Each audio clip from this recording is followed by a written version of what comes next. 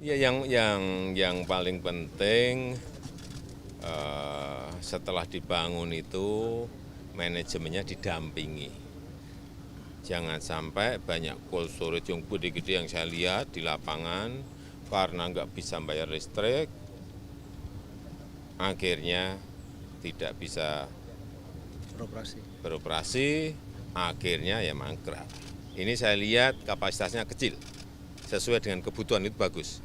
Yang pertama. Yang kedua, harga jualnya es yang biasanya sekilo 1.500, yang biasanya sekilo 800, 1.600. yang biasanya sekilo 1.600 sekarang 800. Nah, ini bisa jalan. Artinya koperasinya bisa jalan, nelayannya juga Dapat biaya murah. dapat harga yang jauh lebih murah dari sebelumnya, separuhnya. Nah, kalau yang seperti ini akan berjalan karena nelayan membutuhkan dengan harga yang lebih murah, tapi koperasi juga dapat income sehingga pemeliharaan mesin-mesinnya bisa berjalan.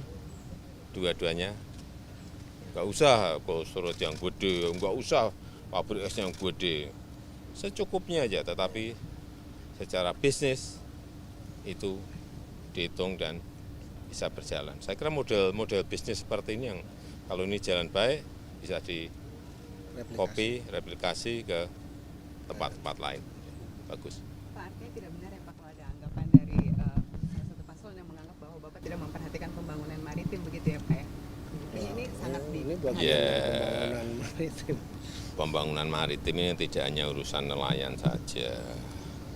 Karena yang namanya sumber daya alam laut kita ini kan bukan hanya urusan ikan, urusan terumbu karang, urusan biota laut, urusan gas di dalam laut yang di minyak di dalam laut. Saya kira sumber kekayaan alam laut kita kan bukan gede sekali, belum nanti budidaya rumput laut kalau dikembangkan di seluruh pesisir yang kita miliki ini juga sebuah potensi yang besar sekali. Tapi sekali lagi yang diperlukan adalah manajemen lapangan yang baik,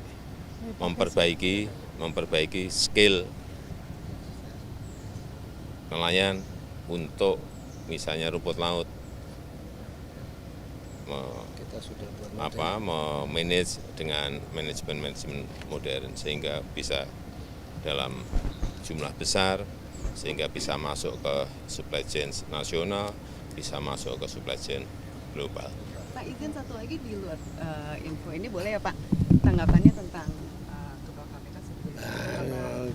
Ketua KPK sudah menjadi tersangka. Hormati semua proses hukum. Hormati semua proses hukum. Pak Presiden, ini kan untuk potensi laut di Biak ini kan diprediksi bisa menghasilkan devisa 1 triliun lebih. Ini Pak, tanggapannya silakan Pak. Yang perlu dilihat lagi adalah infrastruktur. Sehingga infrastruktur logistiknya terutama, sehingga semua hasil-hasil ini secepatnya bisa masuk ke pasar langsung. Sehingga yang diminta oleh Bupati ada penerbangan langsung misalnya ke Jepang, ada penerbangan langsung ke Amerika, ada penerbangan langsung yang Cina, yang itu adalah pasar-pasar tuna Indonesia.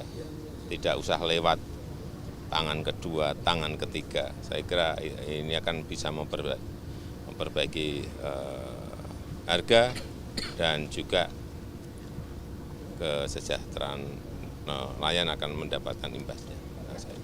Jadi yang saya lihat itu, jadi membutuhkan dorongan dan saya nanti akan sampaikan ke Menteri Perhubungan, Menteri BUMN agar ada penerbangan langsung kargo untuk urusan ikan tuna dalam jumlah sesuai kapasitas yang ada di Biak dan sekitarnya. Ya, terima kasih.